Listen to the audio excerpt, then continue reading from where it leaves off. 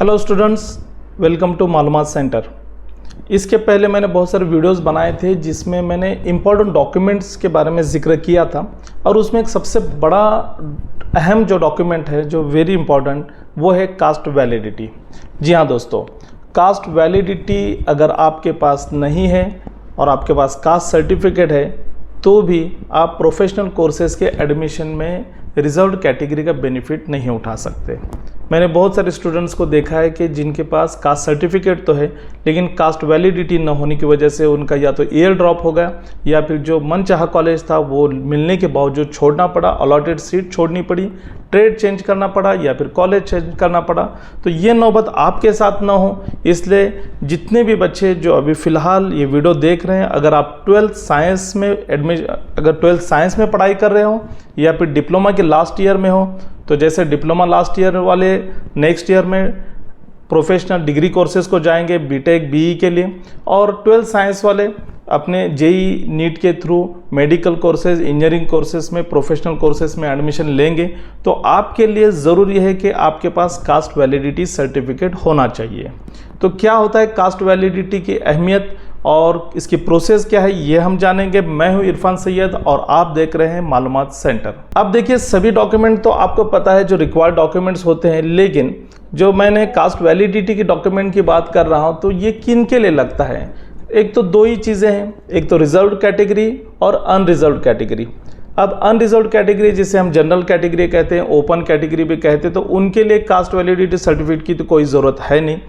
ज़रूरत है reserved category ले, जैसे कि आप ओबीसी हो, एससी हो, एसटी, एनटी, एसबीसी, जो भी आपकी रिजर्व्ड कैटेगरी होगी तो आपको पता है कि आपको इसमें कितना बेनिफिट्स हैं। तो ये रिजर्व्ड कैटेगरी में सबसे पहले तो आपने ये चेक कीजिए कि सेंट्रल की एक लिस्ट होती है सेंट्रल गवर्नमेंट की और स्टेट गवर्नमेंट की एक अलग लिस्ट होती है। तो पहले तो आप चेक कीजिए कि आपका नाम सेंट्रल या रिजर्व या स्टेट गवर्नमेंट की लिस्ट में है या नहीं है। अगर है तो बेशक आप कास्ट सर्टिफिकेट के लिए अप्लाई कर सकते हैं। अब कास्ट सर्टिफिकेट के लिए अप्लाई करने के लिए तो ये डॉक्यूमेंट आप अपने स्क्रीन पर देख रहे हैं, ये सभी डॉक्यूमेंट जैसे आपके educational qualification details, residential proof, identity proof, उसके साथ में बाकी सब डॉक्यूमेंट में आपको एक डॉक्यूमेंट ज़रूरी होता है जिस ये प्रूव करे कि आप उस कास्ट से बिलोंग करते हैं। उस डॉक्यूमेंट के बारे में हम तो आगे बात करेंगे, लेकिन सबसे पहले कि जब आप लिस्ट में चेक करेंगे तो उसके बाद आप कास्ट सर्टिफिकेट निकालिए। अब कास्ट सर्टिफिकेट निकालने के बाद में आपको कास्ट वैलिडिटी के लिए अप्लाई करना है। अब कास्ट वैलिडिटी के लिए अप्लाई कितनी बार हम कर सकते हैं, मतलब कब कब ज़रूरत पड़ती है कास्ट वैलिडिटी सर्टिफिकेट की। तो नंबर 1, अगर आप 12th साइंस में हो या डिप्लोमा लास्ट ईयर में और आप प्रोफेशनल कोर्सेज को एडमिशन लेना चाहते हो, जैसे कि मैंने शुरुआत में बताया। नंबर 2, कि आप गवर्नमेंट जॉब में रिजर्व कैटेगरी से बेनिफिट लेना चाहते हो। नंबर 3, अगर आप इलेक्शन में खड़ा होना चाहते हो रिजर्व कैटेगरी, रिजर्व सीट से जो रिजर्व की गई है कि इस मतदार क्षेत्र में आप इस ओबीसी कैंडिडेट ही खड़ा रहेगा और आप ओबीसी से बिलोंग करते हो तो वहाँ पर आपको कास्ट वैलिडिटी लगेगी। और नंबर 4 लास्ट के सिडको या फिर माडा जैसे स्कीम्स होते हैं गवर्नमेंट, स्टेट गवर्नमेंट के, जिसमें घर अलॉट होता है या बाकी बहुत सारी चीज़ें जैसे पेट्रोल पंप अलॉटमेंट वगैरह, यहाँ पर भी कैटेगरी वाइज बेनिफिट होता है। तो आप रिजर्व कैटेगरी का बेनिफिट लेना चाहते हैं तो वहाँ भी आपको कास्ट वैलिडिटी की ज़रूरत पड़ेगी। अब जैसे कि मैंने आपको बताया कि कास्ट वैलिडिटी के लिए पहले कास्ट सर्टिफिकेट आपको बनाना ज़रूरी है। तो कास्ट सर्टिफिकेट में सभी डॉक्यूमेंट मैंने आपको बताए, तो इसमें एक डॉक्यूमेंट होता है जिसे हम मानव दिनांक कहते हैं, मानक दिनांक भी कहते हैं। इंग्लिश में आप उसको डीम्ड डेट कह सकते हैं। तो एक डीम्ड डेट डिसाइड की जा चुकी है गवर्नमेंट ऑफ इंडिया की तरफ से कि उसके पहले के डॉक्यूमेंट आपने प्रोड्यूस करने हैं एज अ प्रूफ। जैसे कि अगर आप ओबीसी कैटेगरी से बिलोंग करते हो तो 1967 के पहले के डॉक्यूमेंट आपको प्रोड्यूस करने पड़ेंगे। एनटी से बिलोंग करते हो तो 1961 के पहले के। अगर आप एससी एसटी से बिलोंग करते हो 1950 के पहले के डॉक्यूमेंट एज अ प्रूफ आपको प्रोड्यूस करने होंगे। अब ये कास्ट सर्टिफिकेट तो आप अपने तहसीलदार कार्यालय से बना सकते हैं, कहीं जगह पर ऑनलाइन भी है, कुछ जगह पर ऑफलाइन भी बनता है। तो ये तो कास्ट सर्टिफिकेट हुआ। इस कास्ट सर्टिफिकेट में आपने आपका नाम, आपकी कास्ट, आपका स्टेट आपका डिस्ट्रिक्ट और आपका स्टेट मेंशन होना ज़रूरी है। अब कास्ट सर्टिफिकेट भी दो टाइप के आते हैं, एक स्टेट का होता है, एक सेंट्रल का होता है। तो इसके लिए ज़रूरी नहीं है कि सेंट्रल का कास्ट सर्टिफिकेट बनाने के लिए आपको दिल्ली जाना हो, नो प्रॉब्लम। आप जहाँ पर अपने स्टेट का कास्ट सर्टिफिकेट बनवा रहे हैं वहीं पर आपको सेंट्रल का भी कास्ट सर्टिफिकेट मिल जाएगा। दोनों में फ़र्क सिर्फ सीरीज़ नंबर का होता है और छोटी मोटी चीज़ें डिफरेंस करती है, बाकी तो सभी चीज़ें सेम होती हैं। अब जैसे आपने कास्ट सर्टिफिकेट तो बनवा लिया, तो जैसे आप जब एडमिशन लेते हैं, एडमिशन किसी भी प्रोसेस में, तो पहले प्रोविजनल लिस्ट होती है, उसके बाद में फाइनल मेरिट लिस्ट होती है। तो उसी तरह ये कास्ट सर्टिफिकेट एक प्रोविजनल प्रूफ है कि आप इस कास्ट से बिलोंग करते हैं, लेकिन फाइनली प्रूफ कब हो जाएगा, जब आप इसको इसकी वैलिडिटी को प्रूव करेंगे। तो वैलिडिटी प्रूव करने की जिम्मेदारी आपकी है। तो बेशक इसके लिए आपको कास्ट सर्टिफिकेट के साथ जो डीम्ड डेट, मानव दिनांक जो कहा जाता है, उसके पहले के जो डॉक्यूमेंट है वो सब के साथ में आपने ऑनलाइन अप्लाई करना है। जैसे महाराष्ट्र के जो स्टूडेंट्स हैं उनके लिए ये वेबसाइट है, इसकी लिंक भी आप देख सकते हैं, CSVIS caste certificate verification information system, जिसको मराठी में जात पड़तालनी कार्यालय भी कहा जाता है। तो यहाँ पर आपने ऑनलाइन अप्लाई करना है, लेकिन ऑनलाइन अप्लाई करने से पहले आपको इन डॉक्यूमेंट्स की ज़रूरत पड़ेगी, जिसमें सबसे पहले होता है प्रिंसिपल का लेटर। आप जिस इंस्टीट्यूट में आप पढ़ रहे हैं, भले आप डिप्लोमा लास्ट ईयर में हो या 12th साइंस में हो, तो यहाँ पर से आपने प्रिंसिपल का एक लेटर लेना होता है, जो आप अपनी स्क्रीन पर देख रहे हैं, जिसको 15A भी कहा जाता है। इसमें प्रिंसिपल द्वारा मेंशन होता है कि आपका नाम, आपकी कास्ट उनके रिकॉर्ड में, इंस्टीट्यूट के रिकॉर्ड में कौन सी है। तो ये सबसे पहले। सेकंड, एक एफिडेविट करना होता है, डिक्लेरेशन का फॉर्म 17 जिसे हम कहते हैं, वो भी आप अपने स्क्रीन पर देख रहे हैं। तो ये एक सिंपल एफिडेविट होता है पेरेंट की तरफ से और एप्लीकेंट की तरफ से कि मैंने जो कुछ भी डॉक्यूमेंट प्रोड्यूस किए या फिर जो भी इंफॉर्मेशन मैं यहाँ पर देने जा रहा हूँ समिति को, ये पूरी तरह से करेक्ट है, इसमें कोई भी गलती नहीं है। तो ये एक डिक्लेरेशन होता है। थर्ड वन जो इम्पोर्टेंट, फॉर्म 3, ये एक एफिडेविट होता है जिसमें जेनोलॉजी रिकॉर्ड्स मीन्स आपके फैमिली के प्रीवियस रिकॉर्ड, जेनोलॉजी ट्री जिसे कहते हैं, फैमिली ट्री आप बनाते हैं, और ये जितना परफेक्ट होगा उतना आसानी से आपको सर्टिफिकेट मिलने में आसानी होगी। इसमें आप क्या मेंशन करते हैं कि आपके दादा, परदादा, जिसे हम ग्रैंडफादर, ग्रैंडफादर, जहाँ तक आपको नॉलेज है, जहाँ तक आपके पास रिकॉर्ड है, आपने इसको बनाना है। लेकिन ये जो फैमिली ट्री, जेनोलॉजी ट्री जो होता है, ये पेरेंटल साइड से होना चाहिए, ध्यान रहे। जैसे कि आपके परदादा, फिर दादा, फिर उनके बेटे, मतलब आपके वालिद, आपके चाचा, आपकी फूफी, ये सब पेरेंटल साइड से आ जाते हैं, नॉट मदर साइड। तो इससे आपने ये बहुत ही एहतियात से बनाना है और एफिडेविट करना है। बाकी तो आप आइडेंटिटी प्रूफ में अपने लिए रेसिडेंशियल प्रूफ, आइडेंटिटी प्रूफ, ये तो सब जोड़ेंगे, लेकिन इसके ही साथ में आपने जो चीज़ जोड़नी है वो है लिविंग सर्टिफिकेट। आपका स्टूडेंट का खुद का लिविंग सर्टिफिकेट, फादर का लिविंग सर्टिफिकेट। अब ऑब्वियसली 1967 के पहले का रिकॉर्ड अगर फादर का नहीं है तो उसके पहले आपके ग्रैंडफादर का लिविंग सर्टिफिकेट, जिसमें जो डीम डेट है, मानव दिनांक साफ तौर पर होनी चाहिए। जैसे कि आपने अपने ग्रैंडफादर का एक सर्टिफिकेट अपलोड कर दिया या एज अ रिकॉर्ड आपने दे दिया, तो जिसमें अगर 1965 लिखा है तो नो डाउट आपका मतलब वो वैलिड है।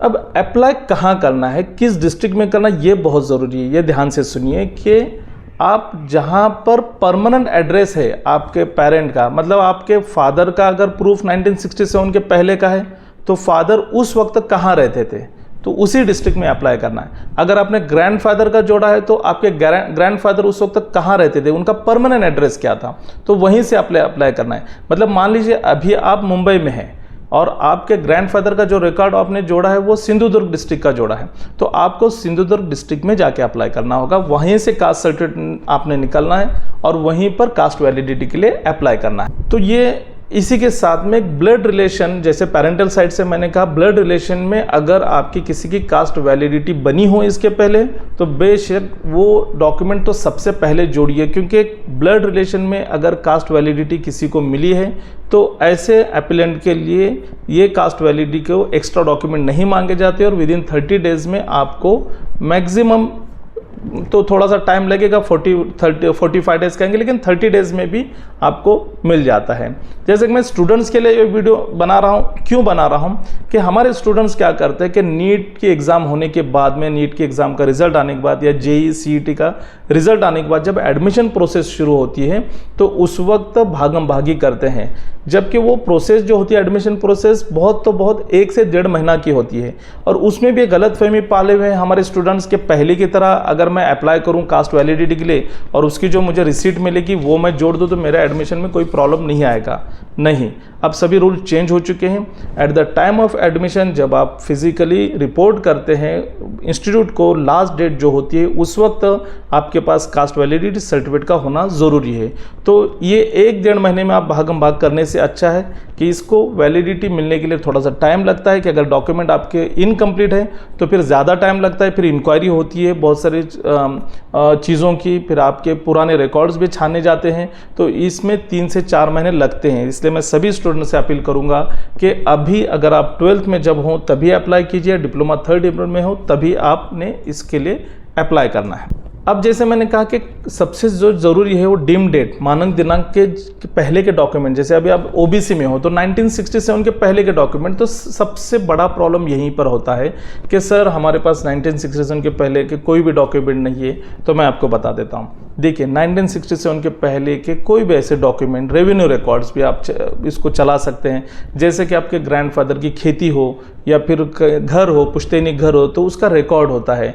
और पहले ज़माने में ये जो कोतवाल नोंद वही का उतारा महाराष्ट्र में जिसे कहते हैं कि जो ग्राम पंचायत होती है या फिर जो तलाठी होता है उसके पास जो सर्कल है, जो भी रेवेन्यू के ऑफिसर्स जो है उनके पास रजिस्टर्ड होता है जिसमें बाकायदा हर लेन देन की रिकॉर्ड नोंद होती है, जिसमें आपकी कास्ट भी लिखी जाती है। तो इसमें कौन कौन से होता है, जब ये किसी की डेथ हो गई या किसी का बर्थ हुआ अगर वो नोंद है तो उसमें लिखा होता है। अगर आपने कोई ज़मीन आपके दादा ने, ग्रैंडफादर ने या फादर ने खरीदी है, बेची है, तो वो रिकॉर्ड चलेंगे।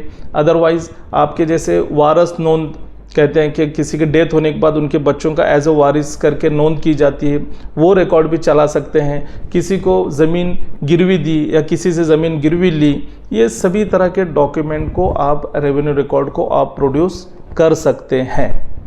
अब अगर आपके पास ये सारे डॉक्यूमेंट्स नहीं है लेकिन आप रियली में कास्ट से बिलोंग करते हैं, फिर वो OBC हो, SC हो, ST हो, किसी भी, तो आपके पास जितने भी डॉक्यूमेंट है वो डॉक्यूमेंट आपने प्रोड्यूस करने हैं समिति के सामने और उनको सीधा कहना है कि हम इस कास्ट से बिलोंग करते हैं लेकिन हमारे पास डॉक्यूमेंट नहीं है। तो आप इंक्वायरी करके जो डिसीजन लेंगे हमें कबूल है। यहाँ पर जो समिति होती है ये भी ध्यान रखें कि कास्ट वैलिडिटी का जो वैलिडेशन किया जाता है, जो सर्टिफिकेट अप्रूवल किया जाता है, ये कोई एक बंदा नहीं करता, ये 3 लोगों की समिति होती है और इनको एक बहुत ही संवैधानिक पद पर मतलब ये बैठते हैं। अगर इनके खिलाफ में अगर आपके जो भी डिसीजन अगर ये लेते हैं और आपको डिसीजन पसंद नहीं, तो अगर आपके इनके खिलाफ एक्शन भी लेनी हो तो आपको सिर्फ और सिर्फ हाईकोर्ट में जाना पड़ता है। मतलब सोचिए कि कितना ये इम्पोर्टेंट पद है। तो ऐसे लोग जब कोई सर्टिफिकेट इशू करते भी हैं तो पूरी छानबीन करते हैं। और ये कास्ट वैलिडिटी समिति का मकसद ही यही है कि जो सही में जो हकदार है कास्ट के उनको दिया जाए, जो हकदार नहीं है उनको रोका जाए और उसी के साथ में बाकी चीज़ों की भी तफ्तीश की जाए कि जो कुछ चल रहा है वो ठीक से चल रहा है।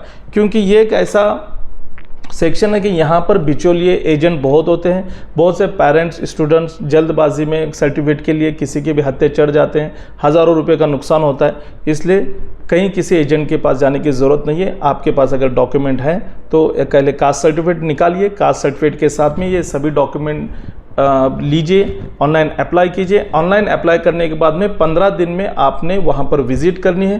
15 दिन में जाकर अपने टोटल ओरिजिनल डॉक्यूमेंट ले जाके उन्हें बताने हैं कि सर ये डॉक्यूमेंट है। अगर कोई क्वेरी वो निकालते हैं तो उसको आपने रिप्लाई देना है उस क्वेरी के लिए, से रिगार्डिंग जो भी डॉक्यूमेंट आपके पास हो। नहीं होगा तो वो आपको टाइम दे देंगे।